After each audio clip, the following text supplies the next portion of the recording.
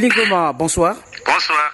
Vous êtes le porte-parole militaire du M23 et aujourd'hui, le gouvernement congolais est en train de vous taxer de violer les accords avec les moultes offensives que vous nécessitez de mener contre les positions de FARDC. Qu'est-ce que vous dites? Non, certainement, nous avons suivi ce que le gouvernement a dit. Pour nous, ce que le gouvernement est en train de jacter, pour nous, c'est tellement de papelardise, comme disons en bon français. Ce que nous constatons avec ce gouvernement, il y a un peu de l'hypocrisie dans ce qu'il dit, dans ce qu'il fait. En tout cas, pour nous, vraiment, ce comportement commence un peu à nous horripiler, dans le vrai sens du mot. Nous avons libéré Kibumba. D'abord, c'était pourquoi? C'était pour juste qu'il y ait le dialogue pour chercher la paix. Mais c'est le gouvernement qui s'est allié avec le FDLR, le Nyatura, le CMC, le Codeco et les mercenaires blancs pour venir attaquer nos positions simultanément. Mais ils ont commencé de nous attaquer et de bombarder par l'aviation directement là où il y a nos populations. Donc tout cela, c'est le gouvernement qui est à la base de tout cela. Nous voulons la paix, nous voulons le dialogue, messieurs. Et qu'est-ce que vous conditionnez pour qu'on parle en tout cas de la fin de cette guerre qui est dite guerre du M23? Non, mais c'est ce que je vous ai dit, messieurs. Pour nous, vraiment, donc le salut du peuple, c'est vraiment notre suprême loi. Nous voulons vraiment que le peuple puisse vivre en harmonie, en paix et en toute quiétude dans son pays.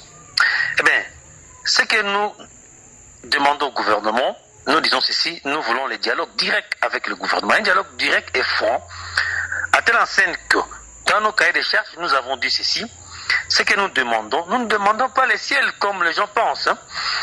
Eh bien, nous ne demandons pas qu'on nous donne l'océan Pacifique. Non. Ce que nous demandons, c'est juste que cesse le tribalisme, la haine, la xénophobie, et que tous les Congolais puissent vivre en harmonie, en symbiose dans ce pays qui est immensement riche. Mais directement, le peuple est tellement pauvre.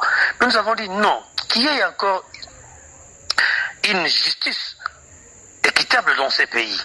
Donc c'est ce que nous demandons, qu'il y ait le retour des réfugiés, de tous les réfugiés. Eh bien, nous avons demandé au gouvernement de rouvrir par exemple la route nationale numéro 2. Mais c'est ce que nous demandons au gouvernement. Nous ne demandons pas que nous donne l'océan Pacifique ou l'océan Indien, ou donc la mer Méditerranée, mais non. Nous demandons juste ça pour que les Congolais vivent en paix et qu'ils se sentent à l'aise dans leur pays. C'est ça ce que nous demandons, messieurs.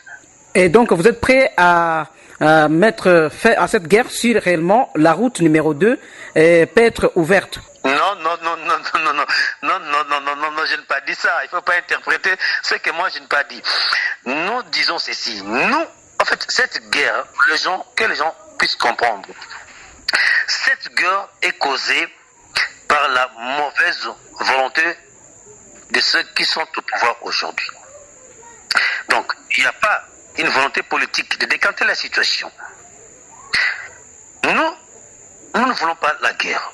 Suivez, depuis que j'ai commencé à dire, les M23 ont commencé à dire, depuis que nous étions dans les hauteurs à Sabinho, si le gouvernement ne nous a pas attaqués, en tout cas, on n'aurait jamais connu cette situation.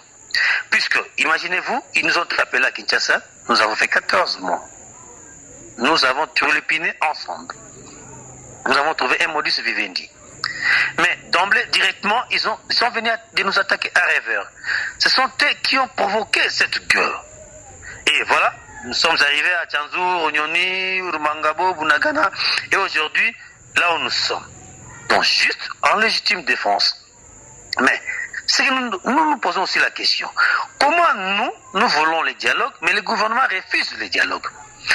C'est qu'ils ont un agenda caché, notamment, je sais que le cardinal Ambongo a même dit qu'il y ait les élections libres, démocratiques et transparentes. C'est comme si le gouvernement refuse qu'il y ait les élections et il provoque les troubles et les désordres.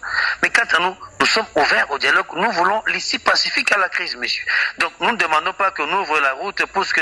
Donc nous demandons ceci, qu'il y ait le dialogue et que nous puissions nous déboutonner, nous tous, les Congolais, afin que nous puissions remettre tout sur les rails dans ce pays. C'est ce que nous voulons, monsieur.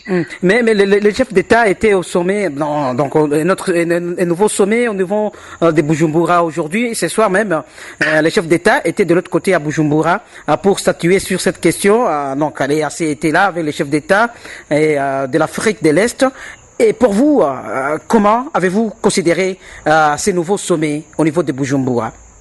Non, mais c'est une très bonne chose que les chefs d'État de la région, tout le monde, puisse rechercher la paix. Même le pape était venu, il a dit ce qu'il a dit. Mais tout le monde, lorsque tout le monde travaille pour rechercher la paix, mais tout cela est buté à un mur. C'est-à-dire quoi? Tout part à la volo. À cause de quoi? À cause de la mauvaise volonté du gouvernement. Eh bien, c'est ce que je vous ai dit.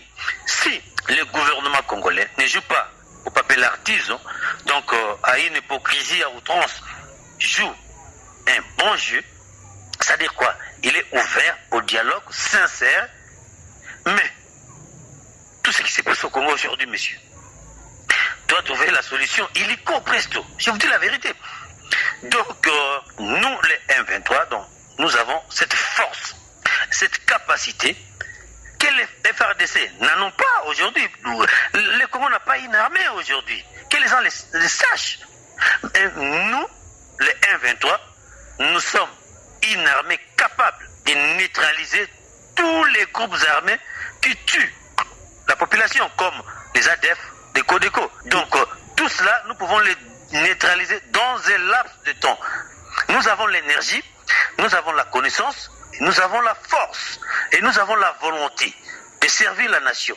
Mais tout cela, et je ne sais pas ce que je vais dire. Donc, ce que je peux dire là-bas, donc tout cela est annihilé par la mauvaise, évidemment, par la mauvaise volonté de nos politiciens. Donc, nos politiciens, et ils ne veulent pas qu'il y ait la paix dans ces pays. Et il y a certains généraux, donc on trouve même au sein de l'armée, de la police, des agences, même de sécurité, qui profitent de cette désordre dans ces pays. Ils ne veulent pas qu'il y ait la paix. S'ils veulent qu'il y ait la paix, mais monsieur, si on se met ensemble, ni les ADF, ni les Codeco peut tuer ou guillotiner un Congolais. Donc, et ils ne veulent pas qu'il y ait la paix.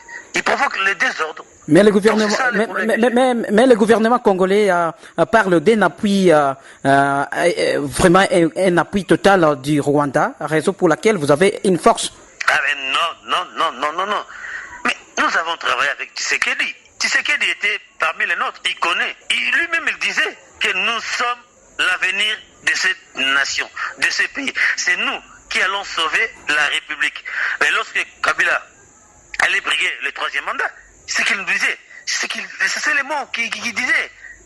Donc ça sortait dans son cœur, comme le latin dit, in petto. C'est ça qu'il disait.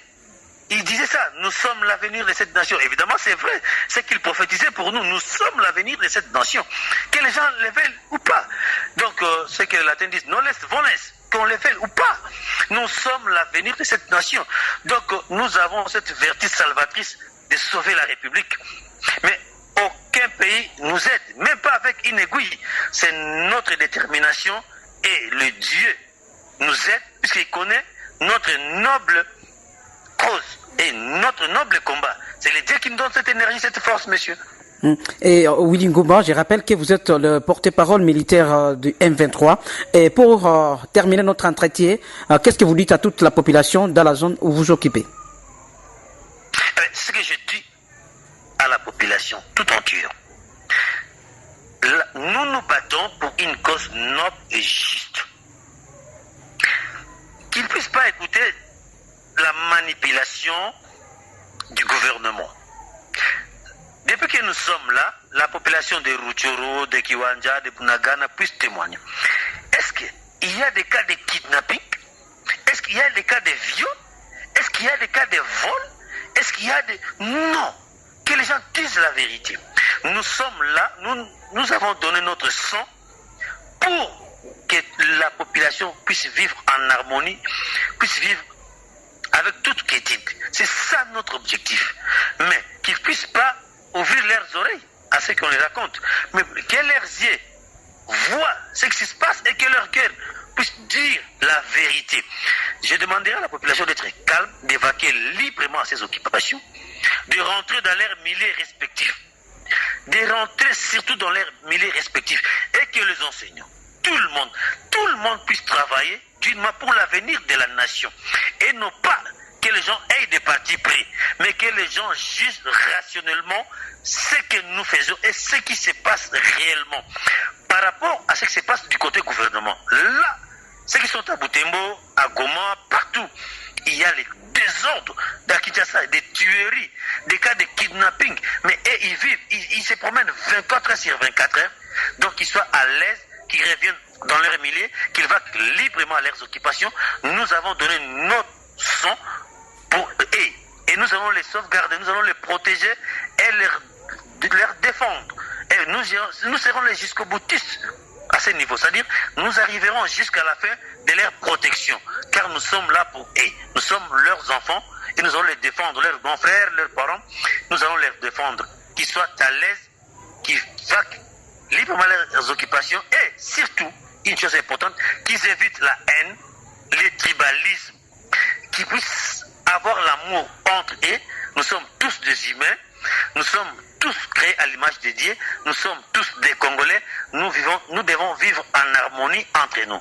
C'est le dernier mot, messieurs. Willy Ngoma, nous vous remercions d'avoir répondu à nos questions. C'est moi qui vous remercie, messieurs.